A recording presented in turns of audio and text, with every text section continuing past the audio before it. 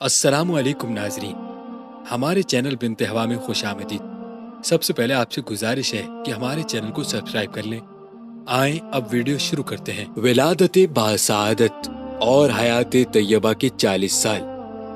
رسول اللہ صلی اللہ علیہ وسلم مکے میں شعیب بنی ہاشم کے اندر 9 ربیع الاول عام الفیل یوم دوشنبہ کو صبح کے وقت پیدا ہوئے۔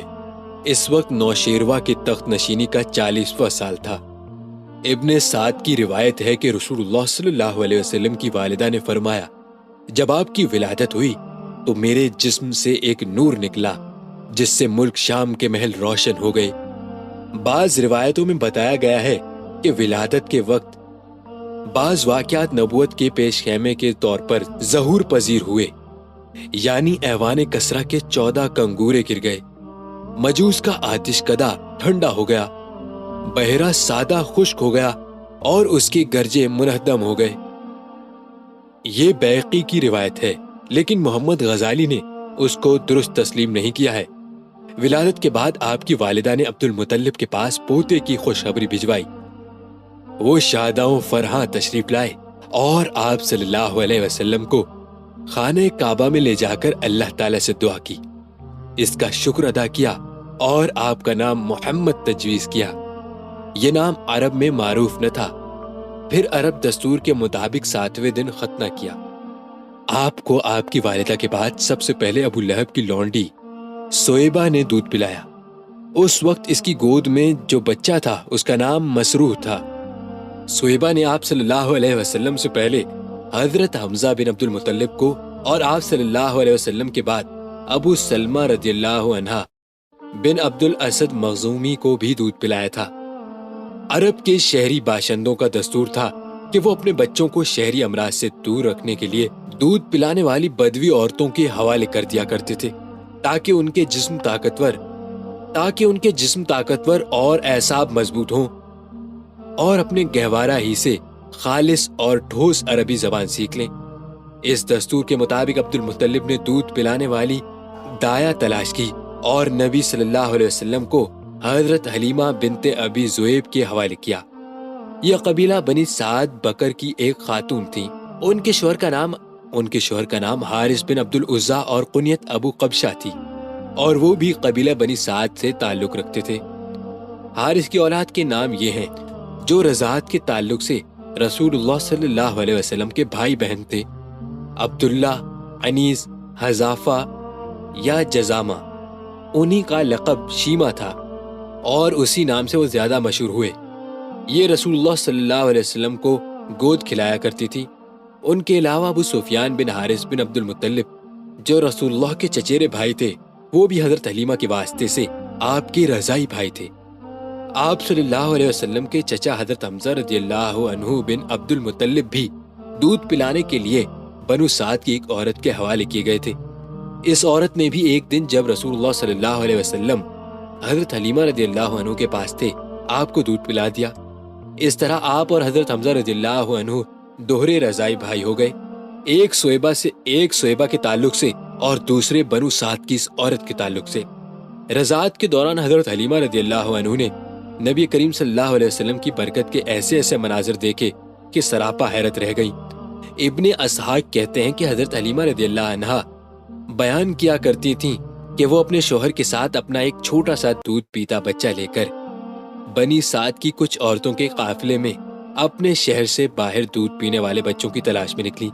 یہ قحط سالی کے دن تھے اور قحط نے کچھ باقی نہ چھوڑا تھا۔ میں اپنی ایک سفید گدھی پر سوار تھی اور ہمارے پاس ایک اونٹنی بھی تھی، لیکن بخدا اس سے ایک قطرہ دودھ نہ نکلتا تھا۔ ادھر بھوک سے بچہ اس قدر بلکتا تھا کہ ہم رات بھر سو نہیں سکتے تھے۔ نہ میرے سینے میں بچے کے لیے کچھ تھا، نہ اونٹنی اس کی خوراک دے سکتی تھی۔ بس ہم بارش اور خوشحالی کی آس لگائے بیٹھے تھے۔ میں اپنی گدھی پر سوار ہو کر چلی تو وہ کمزوری اور دبلے پن کے سبب اتنی سست رفتار نکلی کہ پورا قافلہ تنگ آ گیا۔ خیر، ہم کسی نہ کسی طرح دودھ پینے والے بچوں کی تلاش میں مکہ پہنچ گئے۔ پھر ہم سے کوئی عورت ایسی نہیں تھی جس پر رسول اللہ صلی اللہ علیہ وسلم کو پیش نہ کیا گیا ہو، مگر جب اسے بتایا جاتا کہ آپ صلی اللہ علیہ وسلم یتیم ہیں تو وہ آپ صلی اللہ علیہ وسلم کو لینے سے انکار کر دیتی۔ کیونکہ ہم بچے کے والد سے داد و دہیج کی امید رکھتے تھے۔ ہم کہتے کہ یہ تو یتیم ہے، بھلا اس کی بیوہ ماں اور اس کے دادا کیا دے سکتے ہیں؟ بس یہی وجہ تھی کہ ہم آپ کو لینا نہیں چاہتے تھے۔ ادھر جتنی عورتیں میرے ہمراہ آئی تھیں سب کو کوئی نہ کوئی بچہ مل گیا، صرف مجھ ہی کو نہ مل سکا۔ جب واپسی کی باری آئی تو میں نے اپنے شوہر سے کہا، خدا کی قسم مجھے اچھا نہیں لگتا کہ میری ساری سہیلیاں تو بچے لے لے کر جائیں اور تنہا میں کوئی بچہ لیے بغیر واپس جاؤں۔ میں جا کر اسی یتیم بچے کو لے لیتی ہوں۔ شوہر نے کہا، کوئی حرج نہیں، ممکن ہے اللہ اسی میں ہمارے لیے برکت دے۔ اس کے بعد میں نے جا کر بچہ لے لیا اور محض اس بنا پر لے لیا کہ کوئی اور بچہ نہ مل سکا۔ حضرت حلیمہ رضی اللہ عنہ کہتی ہیں کہ جب میں بچے کو لے کر اپنے ڈیرے پر واپس آئی اور اسے اپنی آغوش میں رکھا تو اس نے جس قدر چاہا دونوں سینے دودھ کے ساتھ اس پر امنڈ پڑے اور اس نے شکم سیر ہو کر پیا۔ اس کے ساتھ اس کے بھائی نے بھی شکم سیر ہو کر پیا۔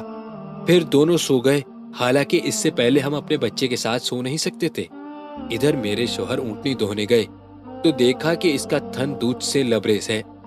ہم دونوں نے نہایت آسودہ ہو کر پیا اور بڑے آرام سے رات گزاری۔ ان کا بیان ہے کہ صبح ہوئی تو میرے شوہر نے کہا، حلیمہ خدا کی قسم تم نے ایک بابرکت روح حاصل کی ہے۔ میں نے کہا، مجھے بھی یہی توقع ہے۔ حلیمہ رضی اللہ عنہ کہتی ہیں کہ اس کے بعد ہمارا قافلہ روانہ ہوا۔ میں اپنی اسی خستہ حال گدھی پر سوار ہوئی اور اس بچے کو بھی اپنے ساتھ لیا، لیکن اب وہی گدھی خدا کی قسم پورے قافلے کو کاٹ کر اس طرح آگے نکل گئی کہ کوئی گدھا اس کا ساتھ نہ پکڑ سکا۔ یہاں تک کہ میری سہیلیاں مجھ سے کہنے لگیں، او ابو زبیب کی بیٹی، ارے یہ کیا ہے، ذرا ہم پر مہربانی کر، آخر یہ تیری وہی گدھی تو ہے جس پر تو سوار ہو کر آئی تھی۔ میں کہتی ہاں ہاں باخدا یہ وہی ہے۔ وہ کہتی، اس کا یقیناً کوئی خاص معاملہ ہے۔ پھر ہم بنو سعد میں اپنے گھروں کو آ گئے۔ مجھے معلوم نہیں کہ اللہ کی روئی زمین کا کوئی خطہ ہمارے علاقے سے زیادہ قحط زدہ تھا، لیکن ہماری واپسی کے بعد میری بکریاں چرنے جاتی تو آسودہ حال اور دودھ سے بھرپور واپس آتی۔ ہم دوہتے اور پیتے جب کسی اور انسان کو دودھ کا ایک قطرہ بھی نصیب نہ ہوتا۔ ان کے جانوروں کے تھنوں میں دودھ سرے سے رہتا ہی نہ تھا، حتیٰ کہ ہماری قوم کے شہری اپنے چرواہوں سے کہتے کہ کم بختوں، جانور وہیں چرانے لے جایا کرو جہاں ابو زبیب کی بیٹی کا چرواہا لے جاتا ہے، لیکن تب بھی ان کی بکریاں بھوکی واپس آتی، ان کے اندر ایک قطرہ دودھ نہ رہتا، جبکہ میری بکریاں آسودہ اور دودھ سے بھرپور پلٹی۔ اس طرح ہم اللہ کی طرف سے مسلسل اضافے اور خیر کا مشاہدہ کرتے رہے، یہاں تک کہ اس بچے کے 2 سال پورے ہو گئے اور میں نے دودھ چھڑا دیا۔ یہ بچہ دوسرے بچوں کے مقابلے میں اس طرح بڑھ رہا تھا کہ 2 سال پورے ہوتے ہوتے وہ کڑا اور گھٹیرا ہو چلا۔ اس کے بعد ہم اس بچے کو اس کی والدہ کے پاس لے گئے، لیکن ہم اس کی جو برکت دیکھتے آئے تھے، اس کی وجہ سے ہماری انتہائی خواہش یہی تھی کہ وہ ہمارے پاس رہے۔ چنانچہ ہم نے اس کی ماں سے گفتگو کی۔ میں نے کہا، کیوں نہ آپ اپنے بچے کو میرے پاس ہی رہنے دیں کہ ذرا مضبوط ہو جائے، کیونکہ مجھے اس کے متعلق مکہ کی وبا کا خطرہ ہے۔ غرض ہمارے مسلسل اصرار پر انہوں نے بچہ ہمیں واپس دے دیا۔